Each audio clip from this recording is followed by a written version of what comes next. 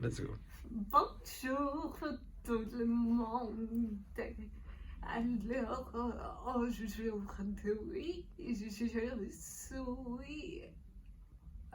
à Strasbourg. Je fais quoi ici? Alors ici, vous êtes suivi dans le cadre d'un protocole de recherche clinique sur la maladie. Oui. Alors, vous avez entendu. Pardon, comment vous vous appelez? Alors, je suis le docteur Lanotte, je suis neurologue, je fais partie de l'équipe du professeur de 16 et de l'équipe du centre d'investigation clinique de Strasbourg, où on suit les patients et où on fait passer tous les tests nécessaires à la bonne conduite des études cliniques. Ok, parfait. Et alors, qu'est-ce qu'on ne peut pas faire? Les gens qui ont la CEP et ils ont... Est-ce qu'il y a des choses interdites Oui. quand on a la sclérose en plaques? Alors curieusement, non, il n'y a pas de choses interdites. C'est-à-dire que vous pouvez, quand vous n'êtes pas gêné par la maladie, vous pouvez avoir une vie la plus normale possible. La plus normale possible. Il n'y a pas d'interdiction de manger certaines choses ou de boire certaines choses. Il faut être raisonnable évidemment pour l'alcool. Il n'y a pas d'activités qui sont interdites ou qui sont contre-indiquées. Donc c'est une maladie qui, lorsqu'elle n'entraîne pas un handicap, n'entraîne pas de restriction dans la vie quotidienne. Ce qui entraîne une restriction, c'est le handicap. Ok, merci. Et si c'est par exemple l'alcool avec ses médicaments ou quoi, ou les drogues? Alors, c'est vrai que c'est jamais très bon de prendre de la drogue. Dans le cadre de la sclérose en plaques, c'est pas meilleur que si on n'a pas la sclérose en plaques. Quand on est dans le cadre d'une étude clinique, on n'a pas le droit de prendre de drogue. Parce qu'il y a des critères pour rentrer dans une étude clinique et les gens qui prennent des drogues ne peuvent pas participer à l'étude clinique. Maintenant, vous pouvez avoir une sclérose en plaques et prendre de la drogue, c'est pas très bon pour vous, c'est certain, mais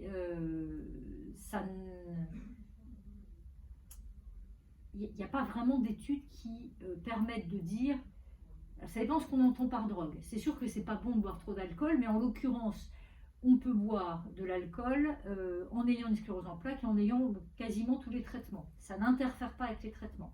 Le tabac, c'est pas vraiment une drogue, mais on peut fumer et avoir une sclérose en plaques. La seule chose, c'est que le tabac, le fait de fumer, montre que les études ont montré que les personnes qui fument ont une maladie qui évolue de manière un peu plus agressive que les personnes qui ne fument pas du tabac. Donc c'est pas contre-indiqué en soi, mais on sait que les personnes qui fument s'exposent à un risque d'évolution de la maladie un peu plus agressif, un peu plus important. Ensuite, il y a tout ce qui est cannabis. Alors, le cannabis n'est pas contre-indiqué en tant que tel dans la sclérose en plaques, ça n'aggrave pas la maladie. Il peut être pris aussi en même temps que les traitements. Le problème du cannabis, c'est celui qui touche tout le monde, c'est peut-être les problèmes de mémoire, mais dans la sclérose en plaques, il y a une petite particularité. Les gens qui prennent du cannabis décrivent avoir moins de douleurs et avoir des jambes plus souples souvent, avoir moins de ce qu'on appelle la spasticité, c'est-à-dire la raideur qu'on peut avoir surtout dans les jambes, surtout la nuit ou surtout après un effort. Donc c'est vrai que le cannabis diminue cette spasticité et diminue les douleurs liées à la spasticité. Et d'ailleurs, il y a des médicaments actuellement qui sont disponibles partout en Europe, mais pas en France, à base de cannabis, en particulier le Sativex, un spray, Et actuellement, en France, il y a des études sur la prise du cannabis dit thérapeutique dans la sclérose en plaques et dans d'autres maladies. Ensuite, tout ce qui est drogue dure, héroïne, etc., c'est mauvais pour l'organisme, point. Et donc, avec ou sans sclérose en plaques, ça reste mauvais. Oui, bien sûr. Et est-ce que je me rappelle quand j'ai lu le protocole de cette recherche, il y avait écrit qu'on ne peut pas manger d'orange. Ah, alors avec certains médicaments, c'est plus le pamplemousse que l'orange en fait. C'est surtout le pamplemousse parce que le pamplemousse intervient dans la voie de dégradation de certains médicaments, pas tous. Il est en lien avec un mode de dégradation qui fait appel à ce qu'on appelle un cytochrome. Et donc, tout ce qu'on a dans notre organe, tout ce qu'on absorbe et tout ce qui nous est injecté est dégradé. Enfin, beaucoup de choses sont dégradées et passent par le foie. Et au niveau du foie, il y a différentes enzymes qui interviennent. Et il peut y avoir des interactions entre des médicaments et des aliments. Voilà. Et c'est le cas avec le pamplemousse. Et c'est vrai qu'un certain nombre de médicaments utilise ce cytochrome pour être dégradé et le pamplemousse intervient sur ce cytochrome, donc soit accélère, soit ralentit la dégradation du médicament. Donc c'est vrai qu'il est... Alors les oranges, c'est possible, mais c'est surtout le pamplemousse qu'il faut éviter de manger pour éviter d'avoir des variations trop importantes du taux du médicament, soit en excès, soit en diminution. Ok. Alors... fumer, on peut faire ça. On peut, oui. Pas de problème. Alors, la seule réserve, c'est une maladie potentiellement un peu plus sévère, plus agressive. Ok, j'ai compris. Qu'est-ce que alcool? Alors, on peut boire de l'alcool, mais de manière raisonnable. C'est-à-dire que de manière raisonnable, c'est un verre de vin par repas et un apéritif par semaine. Voilà, c'est ça de manière raisonnable. Une bière de temps en temps. Voilà.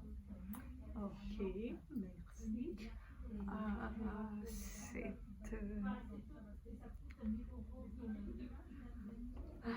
Marijuana. Alors, en France, on ne peut pas l'encourager parce que c'est pas légalisé. Et si je Oui, vous prescris, si je vous dis fumer du cannabis, je vais avoir la police qui va venir me chercher en me disant non, non, ça marche pas. Mais c'est vrai que les patients qui prennent du CBD, ça existe en gouttes, c'est commercialisé en gouttes. Et des gens qui ont ces raideurs, cette spasticité et ces douleurs disent qu'ils sont souvent améliorés par la prise de gouttes de CBD. C'est vrai. Voilà. Donc on ne le conseille pas, mais on ne le déconseille pas. Voilà. Ok, merci. Et que plus j'ai oublié. Ah, je me rappelle pas de tout, moi. Cigarette, alcool, cannabis.